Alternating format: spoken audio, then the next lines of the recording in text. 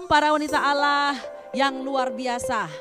Kembali WBI Menyapa, WBI Koordinat DKI Jakarta hadir untuk menyapa kita, menyampaikan pesan Allah, yaitu firman Allah yang hidup bagi kita sekalian dimanapun kita berada.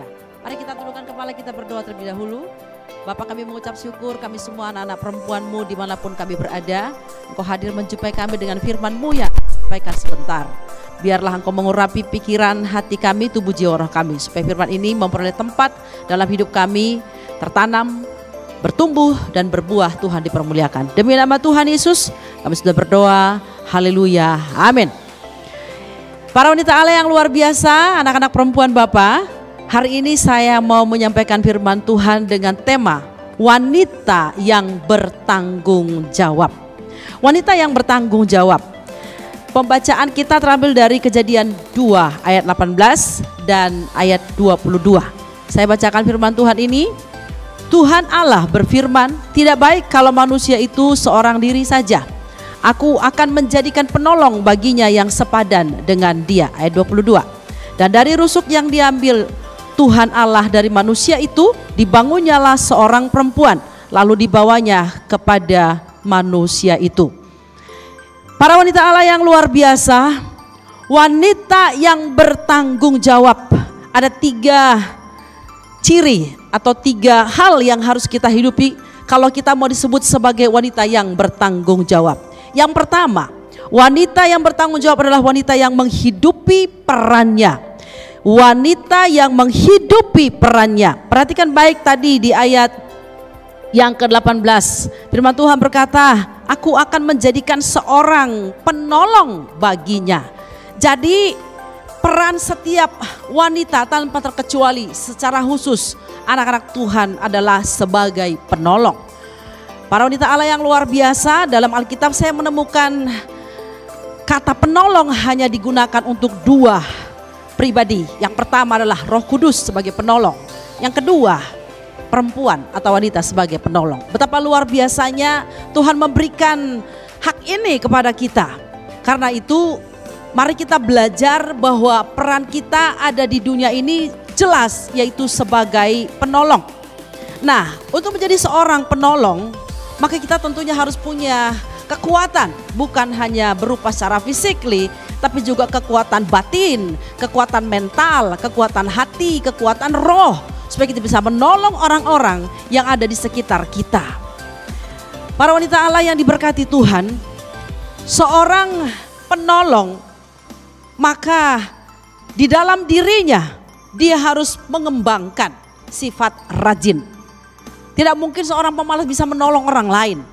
Dia sendiri harus menggiatkan dirinya supaya tangan yang Tuhan berikan yang 2 ini, kaki yang Tuhan berikan 2 ini, dan mata dan seluruh organ tubuh ini bisa dia fungsikan untuk menolong orang di sekitarnya, sehingga dia bisa menjadi penolong bagi suaminya atau pasangannya, menjadi penolong bagi anak-anaknya, bagi keluarga besarnya, bagi gerejanya, penolong bagi komunitasnya, penolong bagi bangsanya. Banyak hal yang kita bisa perbuat untuk berfungsi sebagai penolong.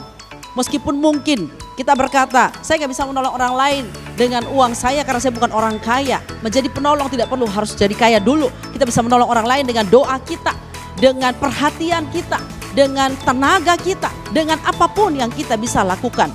Dalam Amsal 31 firman Tuhan berkata, seorang istri yang cakap yang takut akan Tuhan itu, dia bangun ketika hari masih gelap dan dia mempersiapkan seluruh seisi rumahnya, sehingga suami dan anak-anaknya menyebutnya berbahagia.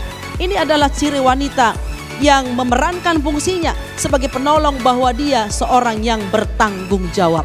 Harusnya kehadiran kita dimanapun berada, betul-betul bukan kita yang harus mengemis-emis ditolong oleh orang lain, tapi kita harus menjadi penolong dengan kekuatan yang berasal dari Tuhan, dengan hikmat yang berasal dari Tuhan, dengan segala keterampilan yang berasal dari Tuhan. Tuhan fungsikan kita sebagai penolong, sehingga orang-orang di sekitar kita dimanapun kita hadir, dengan kehadiran kita mereka mendapatkan pertolongan Tuhan yang kita lakukan kepada mereka. Itu yang pertama, maksud dari wanita yang bertanggung jawab. Yang kedua, Wanita yang bertanggung jawab itu adalah wanita yang dapat bekerja sama. Kita perhatikan tadi di ayat yang ke-18 firman Tuhan berkata, aku akan menjadikan seorang penolong yang sepadan dengan dia. Garis bawahi kata sepadan dengan dia. Ketika Tuhan menciptakan penolong bagi Adam, maksud Tuhan supaya bisa mereka bekerja sama, saling melengkapi satu dengan yang lain. Para wanita Allah yang luar biasa, harusnya kehadiran seorang perempuan itu bukan menciptakan perpecahan, tapi menciptakan kesatuan karena dia bisa membangun, menciptakan kerjasama dengan siapapun. Tentu dimulai dari rumah tangganya.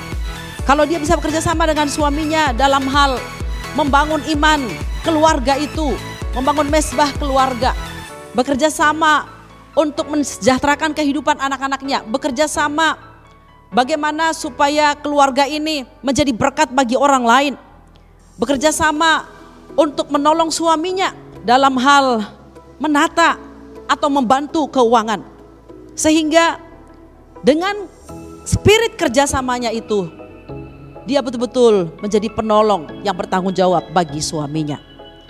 Para wanita yang luar biasa, kita memperhatikan dalam Alkitab ada contoh Sarah. Dia tidak bisa bekerja sama dengan Abraham dalam hal menantikan janji Tuhan. Sehingga dia berkata kepada Abraham, ambil saja Hagar hambaku itu. Wow, ini satu hal yang tidak patut untuk dicontoh. Ya, kenapa? Karena dengan hadirnya Hagar, akhirnya terjadi perselisihan, terjadi persoalan yang baru di keluarga Abraham dan Sarah. Dan dampaknya sampai hari ini, ibu-ibu yang dikasihi Tuhan. Ada contoh lain dalam kitab Filipi. Sampai Paulus berkata, Eudia ku nasihati, Sintike ku nasihati, supaya mereka sehati sepikir. Karena dua orang ini para pelayan Tuhan, tapi mereka berselisih dan belum juga berdamai sampai ketika Paulus menuliskan surat ini. Tetapi ada contoh lain dalam Alkitab, Aquila dan Priscilla. Mereka adalah sepasang suami istri yang sangat kompak. Ya, Priscilla itu menjadi seorang yang sepadan dengan Aquila dalam menopang pekerjaan Tuhan, membantu Paulus dalam pelayanan. Sehingga nama mereka ditulis dalam Alkitab. Dan pelayanan pekerjaan Tuhan begitu maju.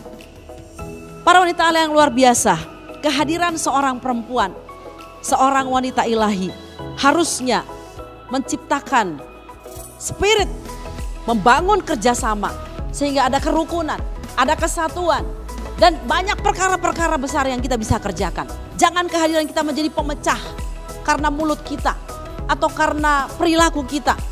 Kita menghadirkan atmosfer yang membuat orang lain menjadi konflik karena kita sendiri tidak bisa membangun kerjasama. Ingat baik, kita ini adalah orang yang bisa membangun kesepadanan. Bukan hanya kepada suami, tapi juga kepada keluarga besar kita, kepada komunitas kita, gereja kita.